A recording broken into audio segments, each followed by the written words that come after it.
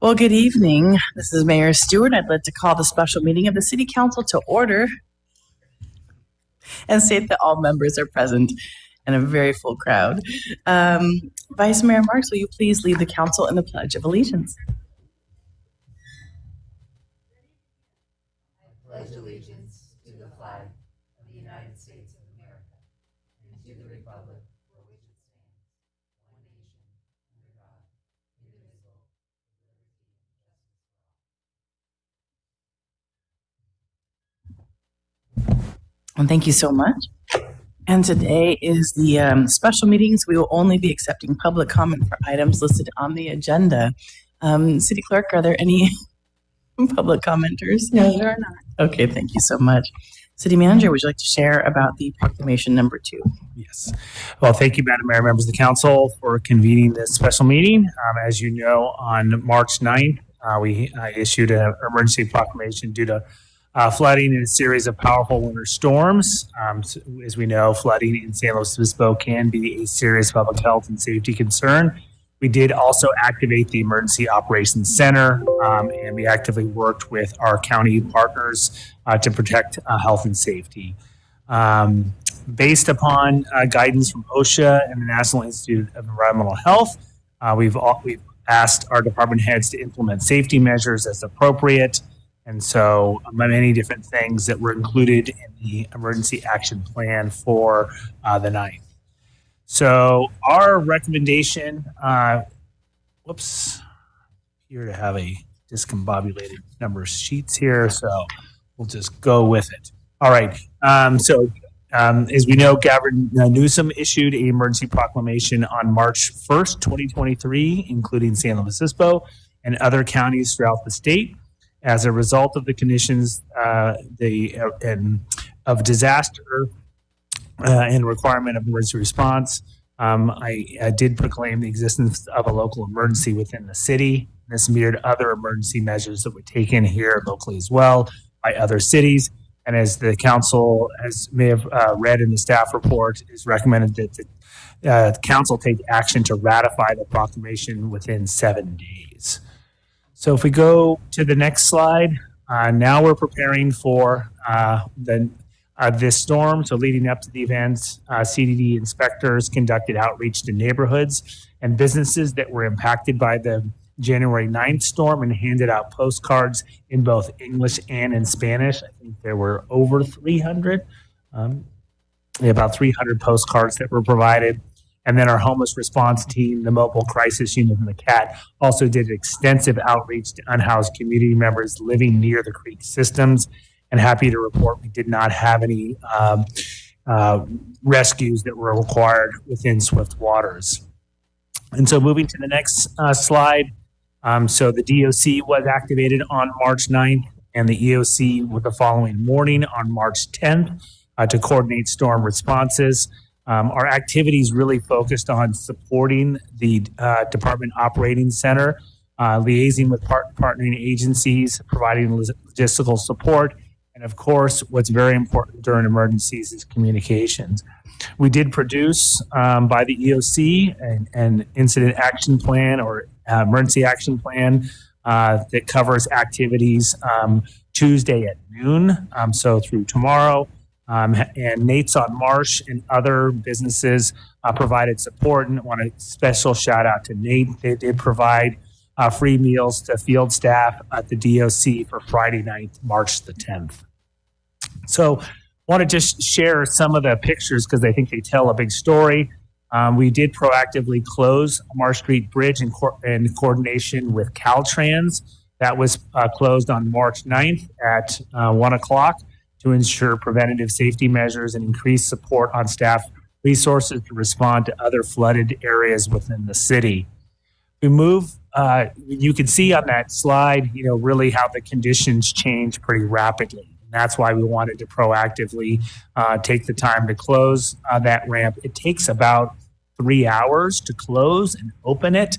And so you'll be hearing for a minute, we're going to be doing the same thing for tomorrow's atmospheric river that's forecasted for our area.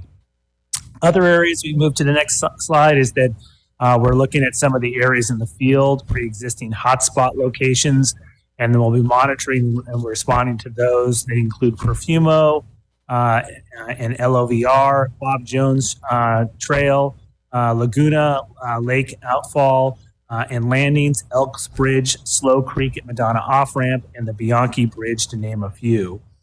We did provide sand locations at 25 Prado, the golf course, Sinsheimer, and Santa Rosa Park, and they were prepared with adequate supplies throughout the storm.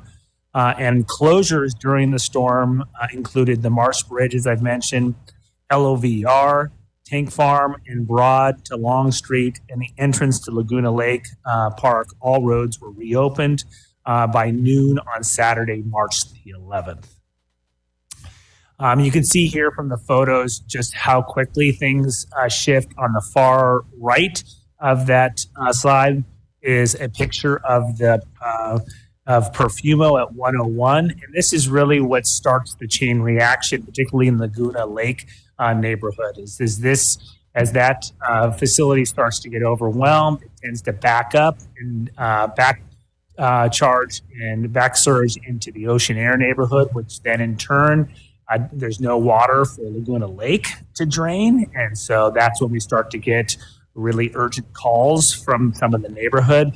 I'm happy to say that all the efforts that public works staff, utilities, all the talented, dedicated workers really paid off. We had all those facilities drain as designed, and ultimately, as a result of that, there were no reports of back surging in Ocean Air or any concerns in the Laguna Lake neighborhood. We go to the next slide. Red Cross opened evacuation center at Cal Poly at 6 p.m. on March the 9th, and that was a regional center. As you may recall, is that there were directed evacuations from areas in the South County, particularly Oceano and areas of Arroyo Grande. We anticipate that that's going to happen again tomorrow, and Red Cross is currently working on trying to establish another location. That's yet to be determined, and they'll be announcing that should ultimately evacuation center be required. Just so you can see on the screen, many businesses in downtown had their floodgates up, and downtown slow, and city staff were on foot, following up with businesses that were open. And so I'll talk a little bit about what we're going to be recommending for tomorrow. In terms of some other notable things that were happening in the city, if we go to the next slide, there we go. Well, not all bad. For the first time since 2005 to 2006, Whale Rock topped out at approximately 4:30 in the afternoon on March the 10th. As of today, March 13th, we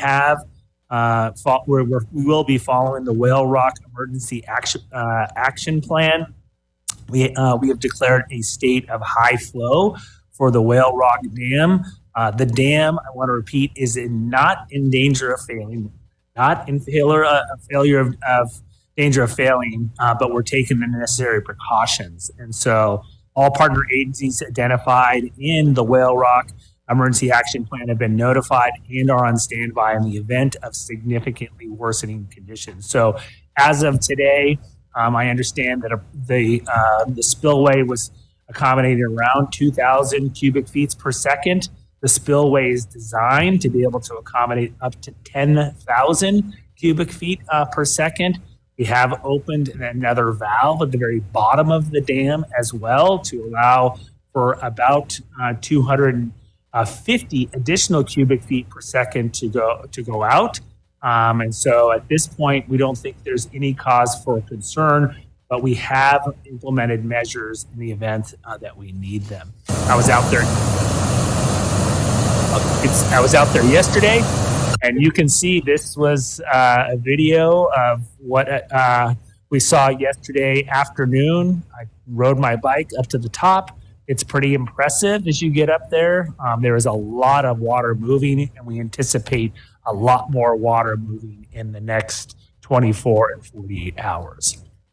So speaking about rainfall, I know this is kind of a curious point. If you haven't been tracking this, you can see Camp St. Louis at 175% of annual rainfall. SLO Reservoir and Gas Company all of those vastly exceeding the amount of projected rainfall. Historically, SLO averages around 20 inches of annual rainfall. So you can see we've had quite a fair amount.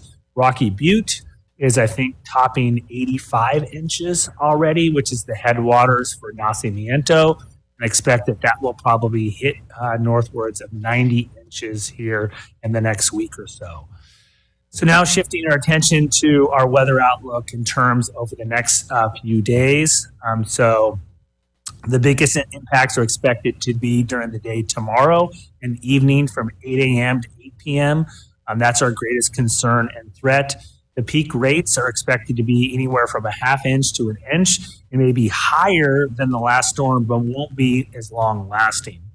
6 hours of rainfall could see 2 to 4 inches, and 3 to 6 hours duration would be of concern. So think about the first storm we had shorter duration, but higher intensities. This last storm, longer duration, less intensity. And so that's really the key factor. If you saw those pictures of Marsh Street Bridge, the really concern is if we have compressed duration and high intensity, that's where it really starts to overwhelm that Marsh Street facility. I was on a call earlier today with John Diodati, who's the Public Works Director. They have proactively removed the stream gauge that sits on the railing because we removed the railing in order to allow for additional flow across the bridge. And so shorter term, they'll restore it, but longer term, we're going to find a new location. So we have that facility there to be able to give us the data as we move through the rain event. So with that, our recommendation is that the council adopt the resolution confirming the Emergency Services Director proclamation and the existence of a local emergency on March 9th, 2023. And we're available to answer any questions. And I've got Chief Tuggle and Emergency Services Manager Blattler here who can answer any specific questions. Thank you. Thank you for all of that. Councilmember Shoresman. Yeah, just one quick question about that. What you just said a second ago about the rain gauge and the railing you were talking about at Marsh Street Bridge. Okay, just wanted to clarify that. That's correct. And so one of the tasks that I know our staff will be working on is there are some upstream gauges at Stenner Creek, and so they'll be working to determine, well, how are those two stream gauge related, and in the Stenner Creek, what kind of projections can we make about ultimately the flow waters in the waters downstream. Thank you, Councilmember Pease. Thank you. I apologize if I missed this. So the EOC not activated, planned to be activated? Could be? So the EOC right now is warm. So we have a virtual EOC level 3. So James, I'll invite James to come up. He can talk a little bit about our EOC activation. We've got a department head meeting scheduled for 10 a.m. tomorrow. So we'll be virtual all the way through then. We'll get a briefing of how things are modeling. And if we have to, then we'll activate the in-person EOC over at Fire Station 1. And then while we're talking about the DOC, and remind me of what that stands for. That's the Department Operating Center. So essentially in a lot of That's different the Public emergencies, that's Public Works. And so they are running the operations for this type of incident. So they're essentially, Matt Horn is the Public Works Director, serves as the section chief. So up until we activate the EOC, he'll be embedded within the Department Operating Center. If the EOC becomes active, he'll shift over. Greg Cruz will step in as kind of the incident commander. And then primarily Matt's job is to make sure that he's conveying to the entire EOC, what do we need in terms of logistics, planning, communications, liaison, et cetera. And I will say, so, we proactively activated our EOC last week just because we had some good indications that the event was going to be similar up to potentially the level of January 9th storm. And so fortunately, when we came together, we didn't see the results that we saw on January 9th, but we were able to produce an emergent or an EOC action plan. And so that, as City Manager Johnson had indicated, really laid out the steps and activities that the EOC would be doing within that operational period, which goes through tomorrow at 12 o'clock. So even though we physically left the EOC at about 2 p.m. on Friday, all the work and activities within that action plan have been ongoing even over the weekend. So a lot of that has been communications, liaison, logistical support. So all those things are still going on. And so we're going to continue to utilize that virtual function and reassess things in the morning. If you went by right now, you would see that, in a moment's notice, you can fill it with staff and it'd be functioning. So as you all know that our Emergency Operations Center is also our training room. So our academy is ongoing, but we've already rethought out where they're going to be tomorrow. So there won't be any logistical impacts there. And we're really ready to go. And thank you. And then the second question is the conclusion of the emergency declaration. It goes 60 days unless renewed, and then it can be cut shorter. And would you do that? And then we have a council confirmation similar to the declaration in the first place? So the first order that the council provided back in January, that one is set to expire. It hadn't expired it expired on the 12th. And so we would recommend that you allow this to be for the full 60 days. Sometimes there's just portions of the city where we discover impacts that we didn't realize. And so it may be weeks before we get to the survey and assessment. James, I don't know if you have any thoughts on that, but that's typically, we don't go in and proactively end them for this type of event. Yeah, and we're projected to see, it's very far out for the forecasting, but next week there's another potential storm, and then some early indications of possibly at the end of March as well. So just for that, these successive storms and what we saw in January, where that period of emergency really went on for over a month. The initial incident back in January, the active period was December 27th through January 31st. So much in the recommendation to keep that going for the 60-day duration. Thank you. Thank you. And I know that during the last, I don't know at this point which day in the 60 days, but I had different people at different times trying to understand exactly where the road closure updates were. And I know on our front page, we have the prepare page. So we often have the county's information on our page. Does the county also have our information on their page? Yeah, so we'll reach out to our partners at the county and make sure that we can embed that information on them. I'm not aware that it's currently there, but yeah, we can work with them and get things going. So that way, there's not a confusion on where to find the information, that there's a duplicity to that. That would be great. Yeah, as people live one place and work another, that was kind of what I was finding was they were trying to figure out how to get to everything with their kids as well as themselves. And then as far as back to your gauge conversation, how are you actually going to be able to know how much rain there is? People often ask that question. And I assume you have many gauges throughout the entire city, right? Yeah, there's a fair amount of rain gauges that are pretty active in the headwaters of the various different creeks that provide us really indications. We know that really at this point, the soils are very saturated. James and I kind of nerd out on all the National Weather Service text discussions.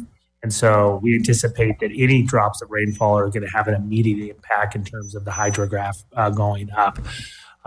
Longer term, I've had some discussions with the county about some more advanced technology that we need in our region to be able to have more accurate modeling of actual rainfall and what it's going to mean downstream. But that's a conversation in the future. But we'll be actively looking at those gauges. And one of the best ways for us to really make sure that the gauges are matching on the ground is to get eyes on Marsh Street Bridge. And so we have personnel that are stationed there that are really giving us real-time indications. Is it 1 inch, 2 inches, 5 inches, or a couple feet, from the bottom of the bridge? Great. Thank you for that. Councilmember Francis. And just I think a point of clarification, the gauge that we're talking about isn't about rainfall totals. It's about stream flow, correct, on Marsh Street? Correct. Yeah, at Marsh Street it is a stream flow gauge, and there are rain gauges as well in various different areas in the county and the city. Great. Thank you so much. Any other questions? Can I get a motion? I move to approve. Thank you. Vice Mayor Marks. I'd like to second that. Thank you. City Clerk, can we have roll call? Councilmember Francis, Yes. Vice Mayor Marks, Yes. Councilmember Pease, Yes. Councilmember Shorsman, Yes. Mayor Stewart.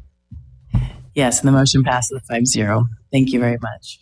Yeah, thank you, Madam Mayor. And I'm just going to ask the clerk to put up one more slide. I just have some information I want to share with the City Council to essentially assure the City Council that we've been paying close attention to some of the volatility in the banking and finance industry.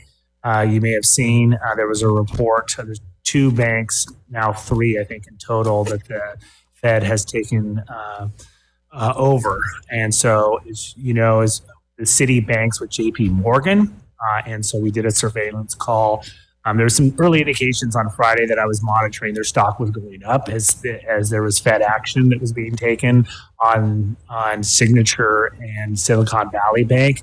And that was an indication that investors saw that they had a very balanced and good portfolio. So we followed up both with PFM, who does our financial management, to look at our investments. And we do not have any investments in Silicon Valley Bank or in Signature Bank.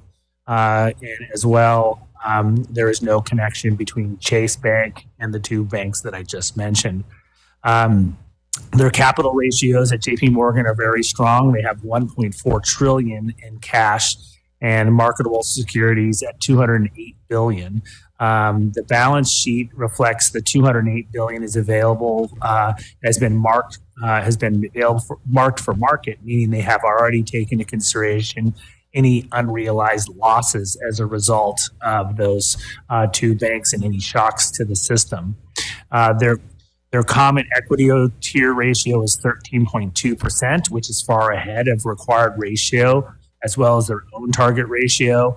And their current loan to deposit ratio is 49%, meaning that for every $1 of loan, they have $2 in deposits. It's a fairly conservative position. That was part of our analysis when we switched treasuries back in, 2018, I guess, 2019, right after I became city manager, which is a very complicated process, as you can imagine. And so that was one of the factors we looked at, is ultimately their capitalization rates. And they continue to maintain at least 110% collateralization required by the state statute for municipal deposits. So I'll probably cover this again at the next regular meeting, but just wanted to brief the council that in everything else that we're doing, we're also monitoring what's happening with the over $200 million of resources that the city has either invested or on deposit. Thank you for that update and continuing to help manage through the perma crisis that we keep seeming to be in. So at this point, we'll go ahead and adjourn our special meeting, and we'll do our next regular meeting of the council next Tuesday, the 21st. We'll have a closed session first at 4:30, and then a regular meeting starts at 5:30 right here at Council Chambers at City Hall. Thank you so much, and good night.